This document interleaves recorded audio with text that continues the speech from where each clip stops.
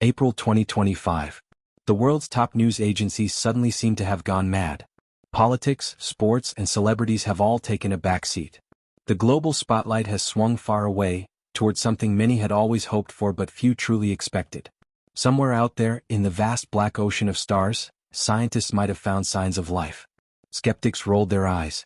"We've heard this before," they said. But this time it felt different. Too confident. Too loud. Too convincing. One name surged to the top of every trending list: K2-18b. And this time the excitement wasn't just scientific. It was personal. It was human. Discovered in 2015 during NASA's K2 mission, K2-18b is an exoplanet orbiting a small red dwarf star about 124 light-years away in the constellation Leo. Initially, it was just one of many distant worlds flagged by the Kepler Space Telescope, a routine entry in the growing catalog of exoplanets. A blip in the light of a star. Not Earth-like, not dramatic, not even that mysterious. But the more scientists looked, the stranger and more fascinating it became. At first glance, it seemed unremarkable. A planet 8.6 times the mass of Earth and 2.6 times its diameter. It completes an orbit every 33 Earth days and is tidally locked, which means one side always faces its star, just like the Moon does with Earth. Not exactly ideal for life, right? But here was the twist. K2-18b orbits within its star's habitable zone, the so-called Goldilocks zone, where conditions might allow for the presence of liquid water. Then, in 2019 came the first truly shocking data: water vapor. Detected by analyzing how the planet's atmosphere filtered the light from its star during transit, the discovery was like finding a soggy postcard from a world far, far away. High up in the skies of K2-18b, there were signs of moisture. Water in the air. Possibly clouds. Possibly rain.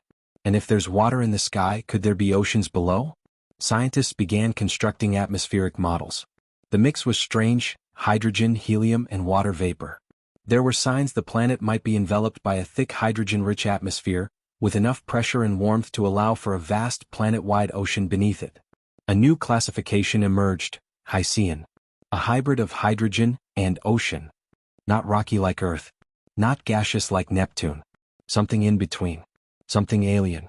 The implications were staggering. A hydrogen atmosphere can trap heat efficiently, and it allows infrared light, the dominant output of a red dwarf star, to reach the surface or ocean below.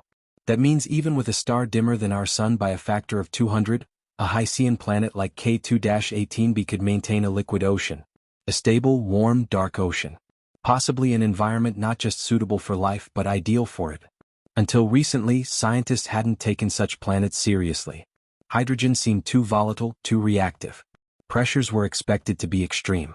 The odds of life seemed slim. But new calculations, coupled with infrared data from the James Webb Space Telescope, flipped that skepticism on its head. Not only were Hycean planets plausible, they might actually be the most common type of habitable worlds in the entire galaxy.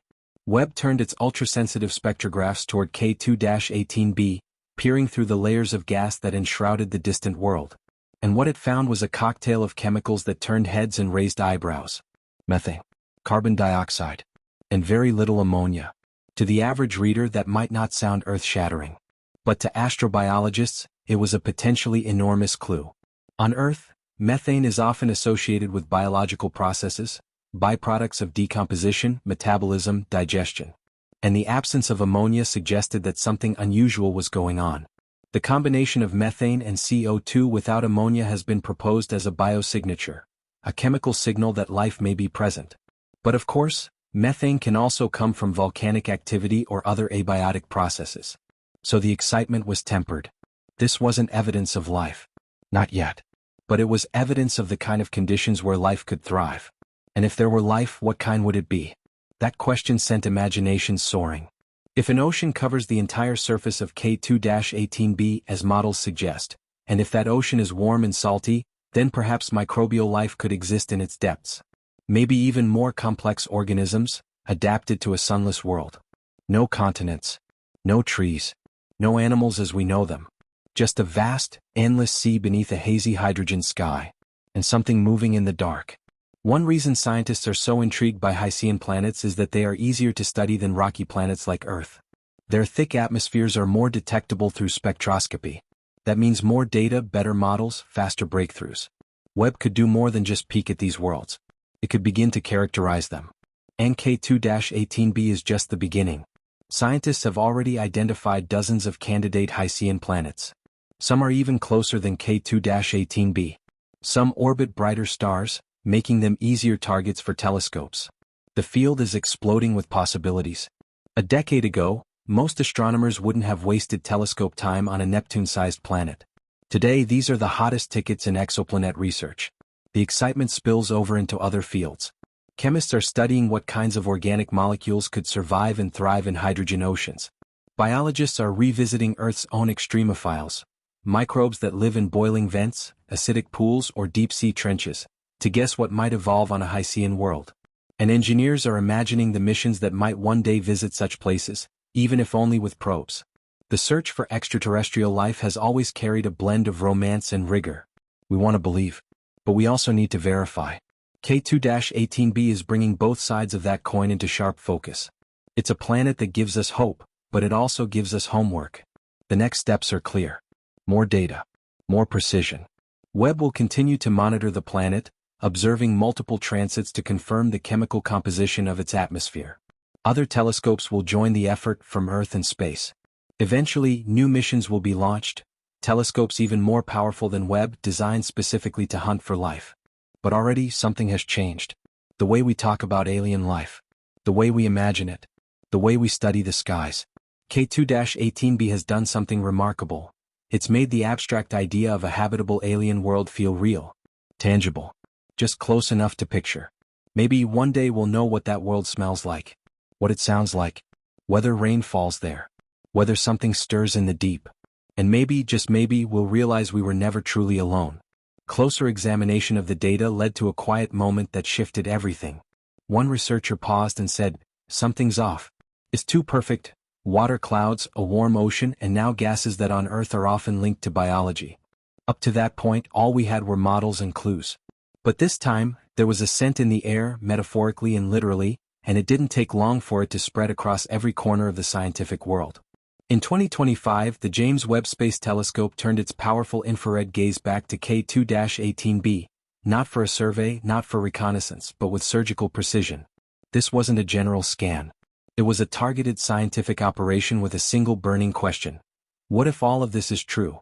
Then, in the stream of spectral data, something truly astonishing appeared. A compound. No, two compounds. Dimethyl sulfide, DMS, and possibly dimethyl disulfide, DMDS. To the untrained ear, they sound technical, unremarkable. But on Earth, these compounds are not created by volcanoes or by heat or by lightning or rocks. They're created by life. Exclusively. On our planet, DMS is produced by living organisms, specifically marine phytoplankton and bacteria. The sulfuric tang of the sea air, the scent that greets you near coastal waters? That's dimethyl sulfide. So when this signature showed up in the atmosphere of K2-18b, it rang out like a biological fire alarm. Scientists triple-checked the data.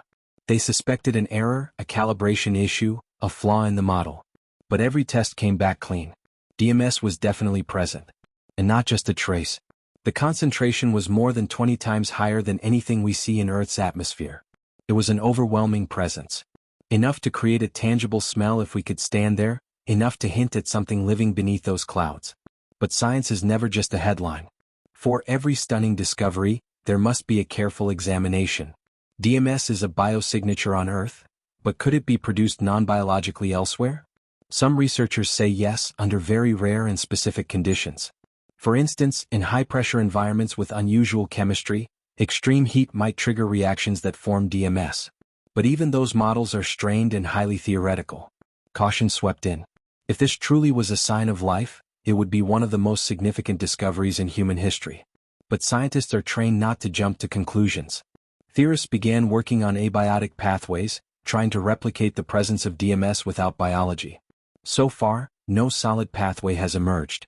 The planet's atmosphere, with its hydrogen-rich composition and detectable water vapor, seems to favor a biological explanation. But until there's no doubt, skepticism remains. Still, the hope is unmistakable. Our ultimate goal is the identification of life on a habitable exoplanet, said Professor Niku Madhusudhan of Cambridge, lead author of the study. This discovery is a promising step. And as Webb continues to refine its data, the scientific world waits, not in silence but in suspense. So what would it be like to actually visit this place? To experience K2-18b firsthand, to walk, or rather float, on this strange ocean world?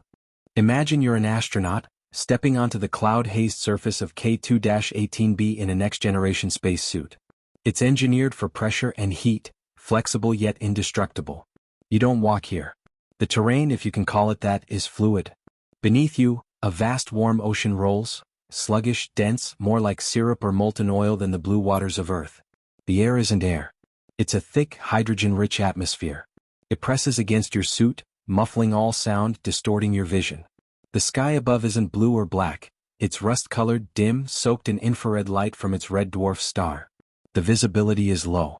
The entire world exists in a perpetual warm twilight. You listen, but it's eerily silent. No birds. No wind. Just the occasional low thrum of distant, churning fluid. The atmosphere refracts sound strangely. Everything is soft, deep, like voices underwater. The ocean doesn't crash with waves but heaves slowly, like something breathing. And beneath that dark surface something might be moving. Not fish, not whales, nothing we'd recognize. But life nonetheless. The most likely residents of K2-18b would be microscopic, single-celled organisms. On Earth, microbes thrive in places long thought to be uninhabitable. Acidic pools, radioactive rocks, miles beneath the sea, feeding not on sunlight but on chemical energy. Around hydrothermal vents on Earth's ocean floor, so-called black smokers, entire ecosystems flourish, powered by chemosynthesis. No sun. Just chemistry. Could similar vents exist at the bottom of K2-18b's alien ocean? Could something be feeding off the minerals, surviving without light, evolving over eons? It's not a stretch. On Earth, we found worms and crustaceans near black smokers. They live in pitch-dark, high-pressure environments, feeding on bacteria or forming symbiotic relationships with them. So, it's plausible that K2-18b could host more than just microbes. Maybe simple multicellular life, gelatinous, soft-bodied creatures, adapted to immense pressure and minimal light. Rigid skeletons would be a disadvantage here. In high-pressure environments, flexible tissues fare better. Imagine creatures that glow with bioluminescence, flickering in patterns to communicate, to attract mates, or to warn predators. The entire ocean could shimmer softly in the dark, like a cosmic aquarium glowing with light from within. And how would they see? Eyes would be different, if they existed at all. Perhaps these beings sense infrared heat, or use electric fields to navigate. Earth's sharks and eels can detect the faintest electrical signals in water. K2-18b's life forms might have evolved similar, or even more exotic abilities. But let's be honest, we don't know. That's the truth at the heart of all of this. We are looking at a planet 124 light-years away, parsing its chemical makeup through the glow of a distant star. Everything we believe is based on models, probability, and careful interpretation of light. Yet it's enough to dream. Enough to build on. Enough to prepare. Because even if the DMS discovery isn't proof of life, it's a lighthouse. It shows us what to look for, where to search, and how to build the tools that will one day give us certainty. It's an invitation. A call to explore deeper. And if one Hycean world can show us all of this, what else is out there? K2-18b is no longer just a number in a database. It is a frontier, a mystery, a promise. If life exists there, it will change everything we know, not just about biology but about ourselves. Our uniqueness. Our place in the cosmos. Even a single microbe would mean Earth is not alone. Life is not a cosmic fluke. It is a feature of the universe waiting to be found. And if that's true, then somewhere across the stars, someone else may be watching, wondering, reaching out into their own sky, asking the same questions we ask now. Are we alone? Or are we just one story in an infinite library? Thanks to Webb and to the quiet whispers from a distant ocean, we may be closer than ever to knowing the answer.